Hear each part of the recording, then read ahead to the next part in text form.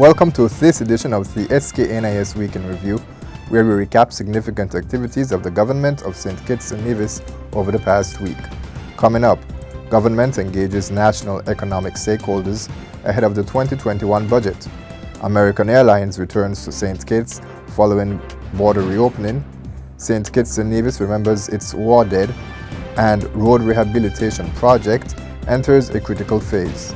Those stories and more are next on the SKNIS Week in Review for the period November 6 to 12, 2020. Hello and welcome. Holiday shopping for consumers in St. Kitts and Nevis will be a bit brighter come December with the announcements of two discounted value-added tax or VAT rate days. Prime Minister and Minister of Finance Dr. The Honorable Timothy Harris made the announcement on Tuesday. This year, 2020, the government is offering two VAT days, on Friday the 18th and on Saturday the 19th December. We hope that the additional day will help to further stimulate economic activity, assist in particular the small businesses with improved sales, and help spread economic activity over those 2 days. Importantly too, we hope by extending the VAT Day offerings to Saturday, we could have less congestions on the Friday and on the Saturday, and behaviors more conducive to the COVID-19 environment. Prime Minister Harris also announced the seasonal duty concessions on food, gift packages and passenger allowances for the entire month of December. The decision to have two discounted VAT rate days was largely influenced after discussions with the St. Kitts and Nevis Chamber of Industry and Commerce and other economic players. The Chamber played a pivotal role at a national dialogue between representatives of the government, private sector, and civil society that was held on November 6 at the Royal St. Kitts Hotel. The forum was hosted by the Ministry of Finance. The government's Financial Secretary, Hilary Hazel, noted the value of the dialogue, which comes as a precursor to the 2021 budget. She said that the economic fallout from the global COVID-19 pandemic is a key concern for all. The economy is expected to record negative growth in 2020 and is expected to rebound to positive growth in 2021. A central question is, however, how would we achieve positive growth in 2021 to 2023? The global tourism industry is one sector that has been drastically affected by the COVID-19 pandemic, as many countries around the world closed their borders to prevent the spread of the novel coronavirus. St. Kitts and Nevis did so in late March. The borders were reopened on October 31, and the following Saturday, November 7, saw the return of American Airlines. On Tuesday, Chairman of the COVID-19 Task Force, Abdia Samuel, gave an update on the numbers of departures and arrivals into the Federation. The arrival of the passengers began with the warm and hospitable welcome by the masqueraders, who performed joyfully and proudly in welcoming our visitors and, most importantly, our nationals to St. Kitts and Nevis. Since our borders would have opened, St. Kitts would have seen the arrival of 135 passengers and the departure of 157 passengers, while Nevis would have seen the arrival of 48 passengers and 60 departures. So federally, there was a total of 183 passengers that would have arrived in the Federation since our borders have been open, and there would have been a total of 217 departures.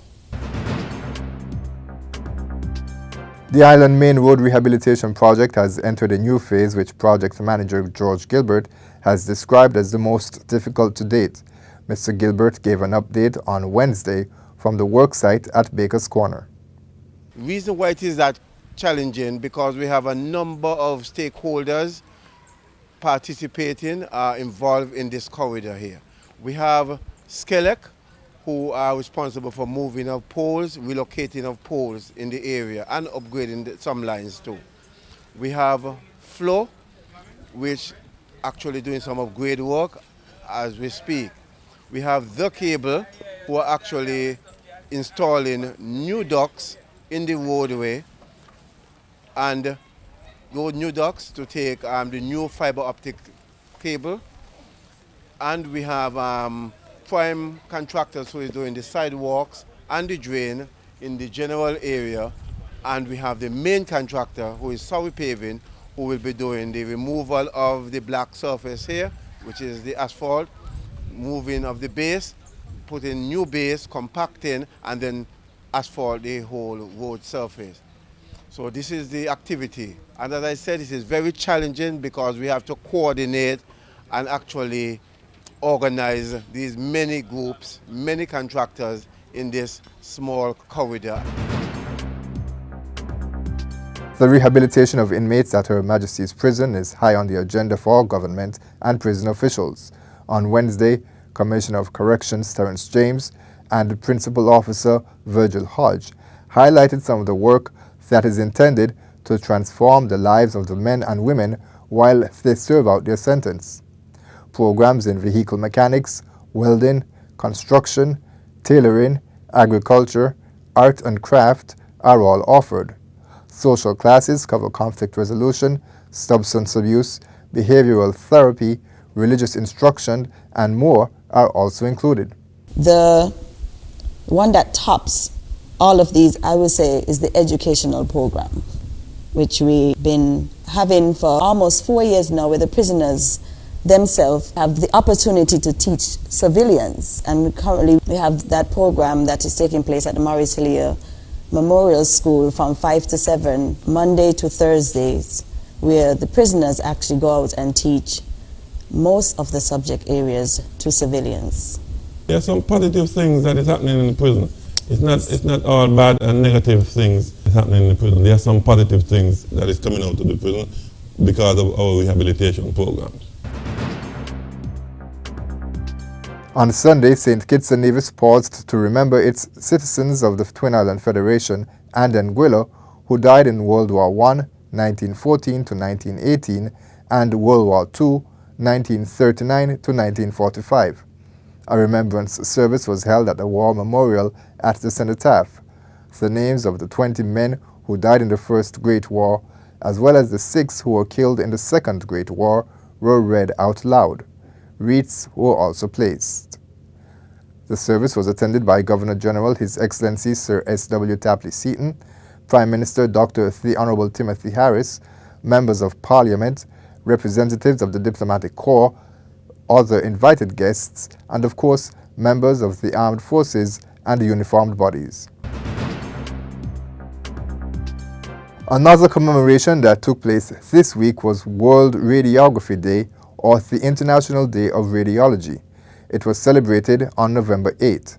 On Monday, the staff at the Joseph and France General Hospital held an open day and showcased the history of radiology, as well as the current work of radiologists, radiographers, and other professionals within the field. Carissa Natter is the senior radiographer at the Joseph and France General Hospital. In moving forward, we want to try to elevate what we already have. And in order for us to do this, we have to involve artificial intelligence. And with artificial intelligence, it reduces human error. It also reduces radiation exposure and the need for unnecessary X-rays. So with AI, what they intend to do is to make the process more efficient, so patients won't have to wait for reports, information coming back, diagnosis won't be delayed. And finally, the Department of Youth Empowerment is continuing to celebrate Youth Month with a number of activities. On Saturday, members of the Volunteer Corps and youth partners participated in a beach cleanup. They removed a number of items including plastic bottles, styrofoam containers, car rims, aluminum cans, and even articles of clothing from the Irish Town Bay and Limekeel Bay.